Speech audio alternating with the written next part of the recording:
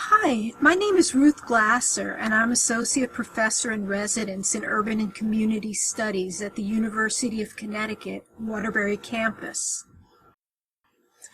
I am also a public historian who cares deeply about the local area in which I teach. On the left, you can see me in front of panels for an exhibit on the history of farming in Waterbury. On the right, you see me in hard hat, about to go on one of our more dramatic adventures for Urban and Community Studies 1300, Exploring Your Community, which is the subject of this talk. I'd like to share the adventure before I get into the heart of the talk. We crawl down a ladder into the impossibly small aperture of the manhole in the street in front of our campus, its cast iron cover removed for our benefit.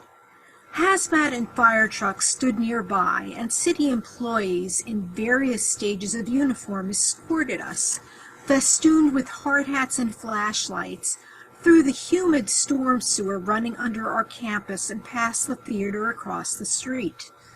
We crouch-walked along, examining masonry from the late 19th to the early 20th century before we emerged, blinking, into the middle of School Street around the corner from campus. This particular field trip had several components.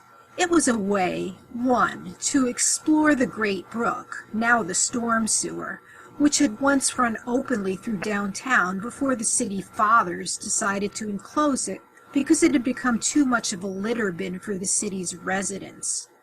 Two, to think about the city beneath our feet as well as surrounding us. And three, to think about city infrastructure, that invisible stuff that keeps the city running and that we take very much for granted until it fails us.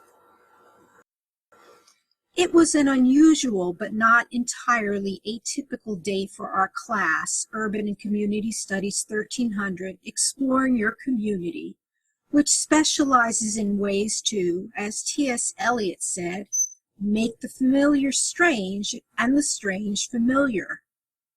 The class, in layers, introduces students to the city surrounding the campus they attend. In turn, they learn to see in new ways and better appreciate their own communities. You can see from this slide the goals of the class and the many themes of our field trips. You may already be wondering how this class has transitioned from an in-person to a virtual offering. I will explain, but first, some background. I should probably say something about the city where our campus is located and these field trips take place. Waterbury, Connecticut is one of those Rust Belt, deindustrialized cities that cannot seem to reinvent itself. It was the brass capital of the country, if not the world, until plastics, globalization, and a host of other factors brought the area to its knees in the later 20th century. Waterbury is an impoverished city with a hollowed-out core and a population of a little over 100,000. The students have contempt or shame for it if they live in it, and fear if they live outside of it. In fact, some of those who live outside Waterbury have parents or grandparents who grew up in the city when the factories were running, and the stories they pass down to their children virtually all have the same moral about Waterbury. The past equal good and the present equal bad. There is, unfortunately, a racial component to all of this. Post-World War II white flight sent many ethnic groups out of the city into suburbs that ranged from working class to affluent in nature. Meanwhile, in Waterbury and the other small to medium-sized cities some of my students come from, the population is mostly African American, Latino, and new immigrants. But members of all these groups come to downtown Waterbury to school and converge in my classroom. It is my job to overcome the shame or fear students experience regarding Waterbury and get them out of their comfort zones. Part of that starts with creating bonding experiences between the diverse students themselves. Another part is just physically getting students out of the building. Students park in the garage attached to the school. They never have to interact with the street if they don't want to, and most won't venture more than half a block away from campus. And so I make the students walk, and the course has been intensely local, entirely focused on places that are near campus. The students have gone in, under, and around the downtown, often traversing the same space but looking at it in new ways. Students do background reading and then test their reading against what they see in the field trips. Here are some examples of our field trips. We read about and then visit nonprofit organizations with a range of missions to find out what these agencies are doing to ameliorate poverty and revitalize the city. Students are mostly unaware that a plethora of nonprofit organizations exist in a city like Waterbury. In this case, we visited Neighborhood Housing Services, which revitalizes and builds housing in some of the impoverished areas surrounding our campus. We have embarked on excursions to third places, that invaluable concept coined by Ray Oldenburg that leads us to appreciate a precious but endangered institution, the gathering place open to people of all backgrounds. After reading Oldenburg, we put his concepts to the test by visiting the John Bale Company, a local bookstore cafe, where students get to meet the owners and find out about all the community activities they're engaged in, hobnob with the clients, and explore the amenities of this gathering place. Students have learned about and toured local historic commercial architecture, analyzing buildings they had formerly passed by obliviously. Now they look up for the first time, noticing and documenting these structures' eclectic styles and rich histories. Students have met with private for-profit developers such as Joe Gramando, pictured here. Joe and his partner converted an Art Deco-style former office building near campus into student housing. Students in my class have, over various semesters, seen the project from its inception to its finish, giving feedback to Joe on the amenities they'd like to see in the apartments, on the rooftop, and in the retail spaces on the ground floor. So we got the students outside, solving challenge number 1. Now with the COVID pandemic, we have challenge number 2. How does this intensely street-based local class get turned into a virtual offering that preserves the spirit of the original?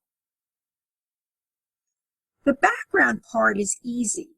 We do the same readings about deindustrialization, the destructiveness of urban renewal in the highways, the federally subsidized white flight to the suburbs. Students then understand the domino effects that turn the bustling downtown on the left to the struggling downtown on the right. One of the advantages of the online version of the course is that I get students from various campuses of the University of Connecticut, so they come from many more cities and towns. So they also look at this map of Connecticut prepared by law professor Myron Orfield, which helps them understand the hierarchy of poverty and prosperity in the different towns and cities they come from. Connecticut is, as they learn, one of the most unequal states when it comes to economic and social disparities. It has very rich towns, very poor towns, and a lot in between, and students live in all these different kinds of communities. Students learn about the assets approach to communities pioneered by Professors John McKnight and John Kretzmann of Northwestern University. They discover that while all communities have needs, even the most impoverished areas have human and institutional assets they can utilize to improve their communities. If we were in the classroom, We would do an inventory of class members' capacities and dream up some nonprofit organizations we could form that would mobilize our talents to help the community. In the remote version, students research and chart the needs and assets of their own communities, as you see in this student rendering of New Haven. Students put their charts into Google Slides and compare and contrast their communities with those of their peers. Students read about the importance of historic preservation in revitalizing communities, just as they would if we had in-person classes. But instead of working on an architectural tour of Waterbury, they choose buildings in their own communities, discuss their histories, talk about their features, and guess at their styles. Once again, they compile their work into the Google Slides and comment on each other's choices.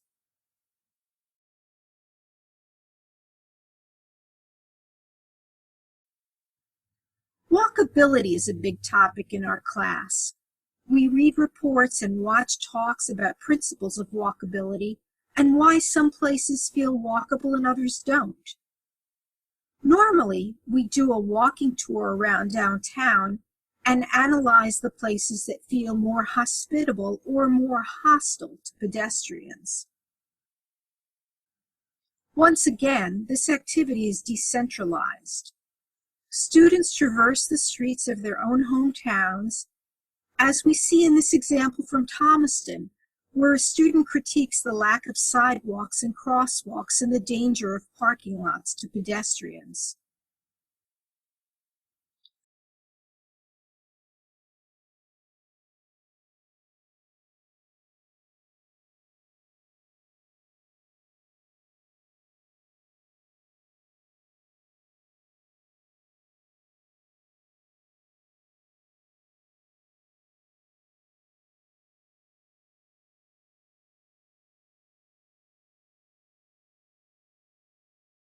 Part of what gives this version of exploring your community its power is that students really get to know their own communities.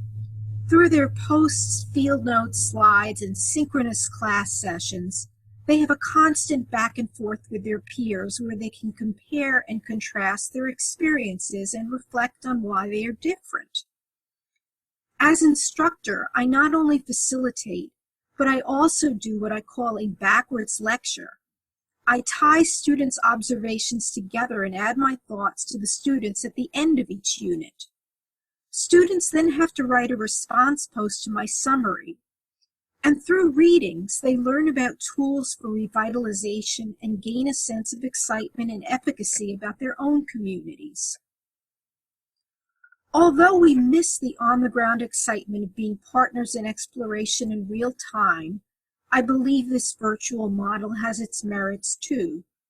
Students find a sense of community and purpose even in these limiting circumstances, as these evaluation quotes show. To conclude, I would be happy to share syllabi and other materials on exploring your community. Please contact me at ruth.glasser@uconn.edu. Thank you.